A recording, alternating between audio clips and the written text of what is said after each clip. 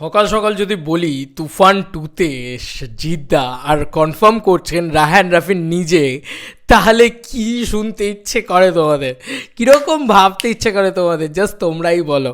ভাই এই লায়ন ছবিটা না আলাদা লেভেলে নিয়ে যাচ্ছে, অন্য লেভেলেই, অন্য ইউনিভার্সে নিয়ে যাচ্ছে এই সিনেমাটা।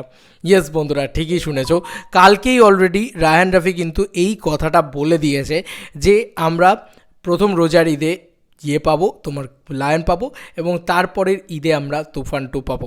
তো এখান থেকে অনেকে প্রেডিক্ট করছিল যে তুফান টুতে জিদ্দার ক্যামিও, তুফান টুতে জিদ্দার ক্যামিও, এটা অনেকেই বলছিল।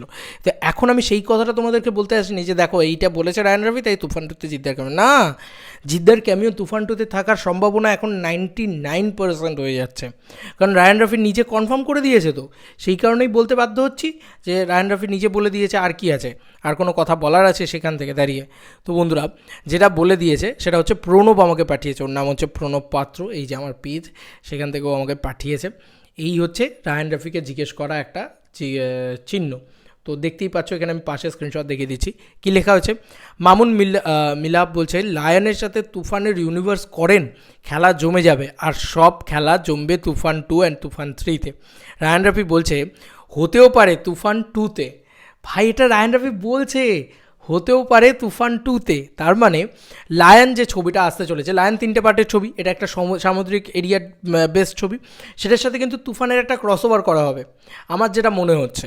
এবং এই লায়ন কিন্তু তুফানের সাথে 2 হিরো ফিল্ম, যেহেতু লায়ন একটা 2 হিরো ফিল্ম, তো 3 হিরো ফিল্ম হবে, তুফানের সাথে একটা বড় ক্ল্যাশে যাবে, একটা বড় ইয়েতে যাবে। আর রায়হান রাফি ভাই প্রেজেন্ট করতে জানে, এটা তো মানতেই হবে, রায়হান রাফি নিজেদের হিরোদের প্রেজেন্ট করতে জানে। যতই বলো যে তুফান খারাপ সিনেমা, তুফান খারাপ সিনেমা, ব্যবসাটা কোথা থেকে এলো ভাই? ব্যবসাটা কি আকাশ থেকে চলে এলো ভাই? ওটা তুফান হেভি সিনেমা, জিদ্দার নিজেও বলেছে তুফান হেভি সিনেমা। আমার তো পার্সোনালি তুফান হেভি লেগেছে। তো সেই সিনেমার ডিরেক্টর, সে হিরো সেলিব্রেশন করতে জানে, এটাই দরকার ছিল, যেটা কিন্তু এখন এখানে কেউ করতে পারছে না। তো সেই হিরো সেলিব্রেশন, হিরো ওভারশিপ, সেইটা কিন্তু ফাটিয়ে করতে পারবে আমার মনে হয় তুফানের ডিরেক্টর রায়হান রাফি। তো রায়হান রাফি অলরেডি তুফানের সাথে লায়নের ক্রসওভার করাচ্ছে, জিৎ এক্স শাকিব খান করছে। প্লিজ হাত জোর করে রিকোয়েস্ট আমার বাংলাদেশের ভাই বন্ধুদের কাছে, দয়া করে এই ভার্সেস করো না। জিৎ দা, শাকিব খান প্রচণ্ড ভালো মানুষ, এবং দুজনের সাথে দারুণ সম্পর্ক, কোনো রকম কোনো খারাপ সম্পর্ক নেই, কোনো রকম কোনো ভার্সেস নেই। দয়া করে এই বরবাদ ভার্সেস তুফান লায়ন করো না, দয়া করে। কারণ দেখো, বরবাদের মতন রিলিজ হবে, অবশ্যই বরবাদ নিশ্চয়ই রিলিজ হবে, কেন রিলিজ হবে না? একটা ঈদ শাকিব খান ছেড়ে দেবে, এটা তো ভাবাই যায় না। তো অবশ্যই বরবাদের মতন রিলিজ হবে, লায়নের মতন রিলিজ হবে।